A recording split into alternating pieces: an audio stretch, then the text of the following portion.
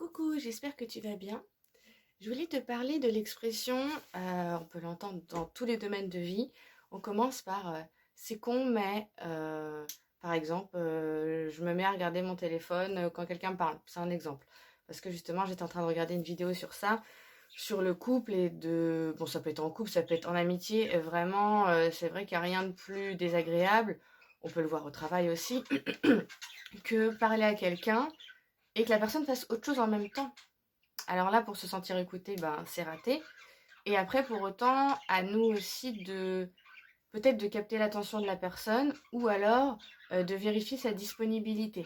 Et ça, j'ai trouvé ça totalement pertinent parce que on pense pas forcément à vérifier la disponibilité pardon, parfois émotionnelle de la personne. Et donc, la vidéo commençait par c'est con, mais. Et j'aimerais qu'on casse cette habitude, en fait. Et au travail, grâce à une collègue, euh, c'est vrai qu'elle disait, mais en fait, excuse pas, etc. Et c'est vrai que c'est juste un tic de langage, mais en fait, bah, c'est un peu dénigrant vis-à-vis de nous-mêmes. Genre, excuse-moi d'exister, excuse-moi d'avoir des besoins, c'est bête ce que je vais dire, c'est peut-être bête ce que je vais dire. Comme si on avait des questions bêtes, et ça, c'est faux. Il n'y a jamais de questions bêtes. Je pense qu'il faut partir de ce principe-là. Dis-moi ce que tu en penses en commentaire. Est-ce que toi aussi tu penses qu'il faudrait arrêter de dire c'est peut-être bête ce que je vais dire, c'est con, mais. Enfin, je trouve que c'est un peu. On se rabaisse un peu nous-mêmes.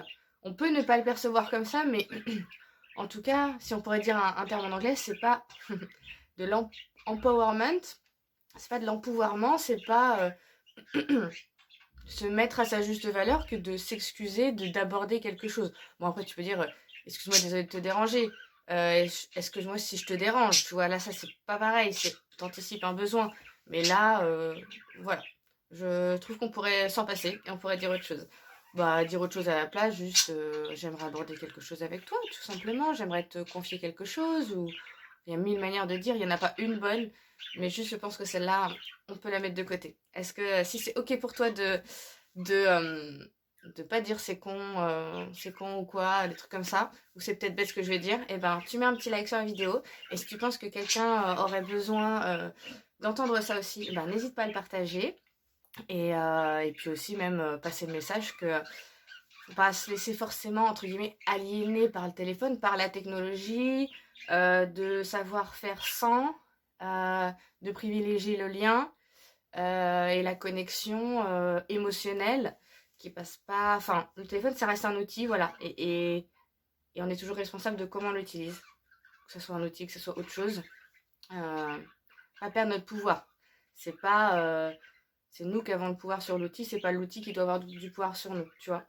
Donc voilà, il y a tous ces messages-là dans cette vidéo et ça me paraît essentiel de le partager. Voilà, donc n'hésite pas à le diffuser si tu penses aussi que ce message doit être partagé. Je te fais plein de gros bisous et je te souhaite un bon dimanche.